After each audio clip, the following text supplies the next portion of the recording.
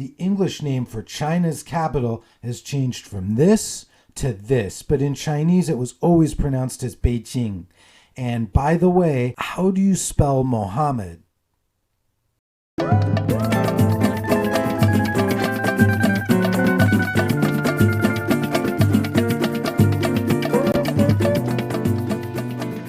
Welcome to Ways of the World, a discussion about world language and culture.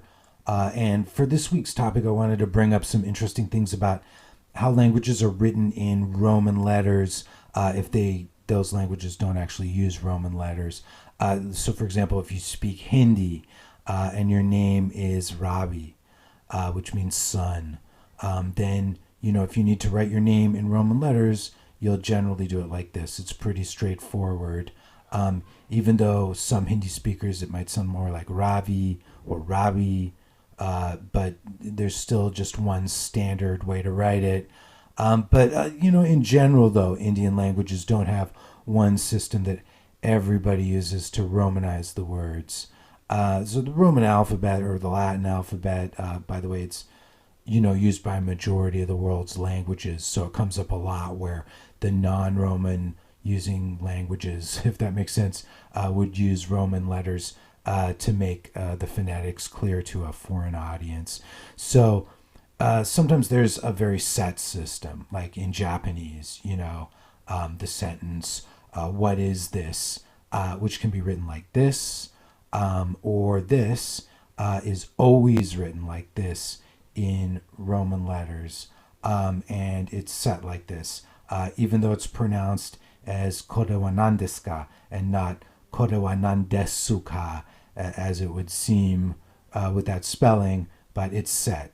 And then on the other end of the spectrum, you have Arabic, where it's just a free-for-all. For one thing, Arabic has sounds like like in the Arabic word for Arabic, Arabi, and no one's quite sure how to write So it's just a constriction of the throat. So it gets left out, like in the name Ali. It's written as if it was Ali instead of Ali. So, there are three different Arabic kind of H sounds. There's ha, there's ha, and there's kha. And all of them are usually written as just an H. At least the first two, definitely. And then more to the point, there's just no single agreed upon way to write Arabic and Roman letters. So the most popular boy's name in the Arabic-speaking world is this, and it's pretty much always pronounced in Arabic as Muhammed, but the vowels might be a little different from region to region. But there are maybe a dozen different ways to write it in the Latin alphabet, so you can take your pick. But an interesting situation is with Chinese, where they did have a system and then they changed to another system and confusion ensued. So people who live in China's capital generally call it Beijing, and it's written like this, and it's been this way for centuries. And in English, we usually call it Beijing with the zh sound. Mandarin and other Chinese languages don't actually have a zh.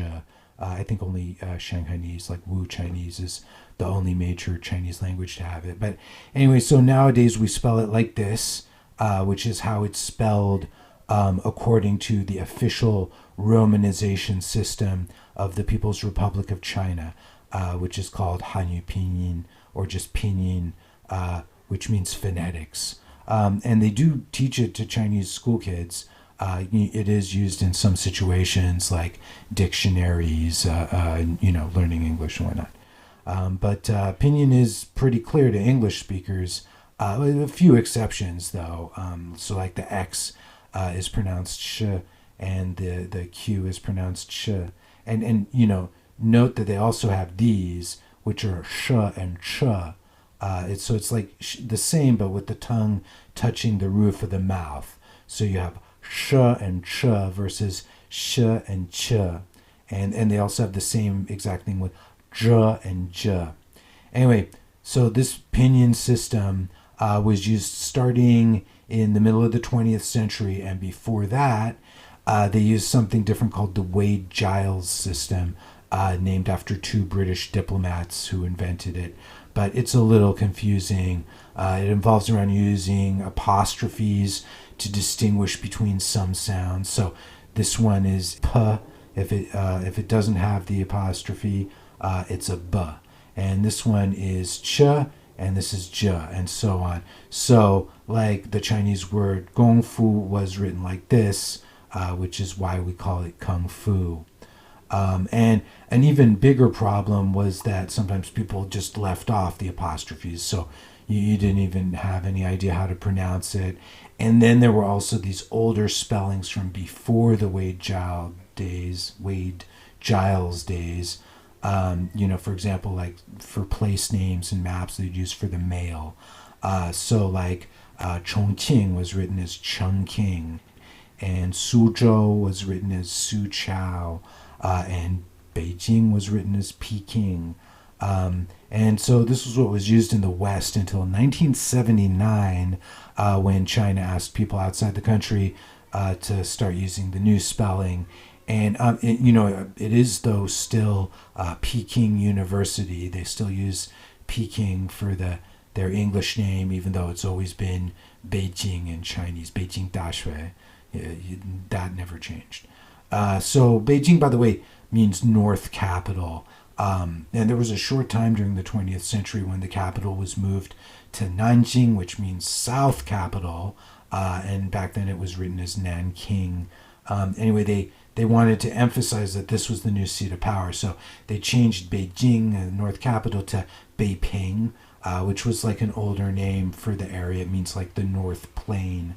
But it was changed back in 1949. And so the Beiping era was just like a little blip. It's really always been Beijing. And if you're curious, besides Beijing for North Capital, Nanjing for South Capital, so you have East Capital would be Dongjing, and that's the Chinese name for Tokyo, Japan, because that's what Tokyo means in Japanese, and Japanese writes it the same way, Tokyo, and because the capital was moved within Japan to eastward. And then as for West Capital, that would be Xijing, and that's actually the former name of several different places, but it's mostly associated with the ancient capital of China, which was further west, and was mostly, though, it was called Chang'an, which means long peace, but for a while they moved the capital, so they started calling Chang'an as Xijing, the west capital, to mark it as the old capital. And so nowadays they've combined both the names, and it's called Xi'an, which means west peace. And by the way, Pinyin just used for Mandarin, of course. Other Chinese languages have their own systems. Some of them have several different systems.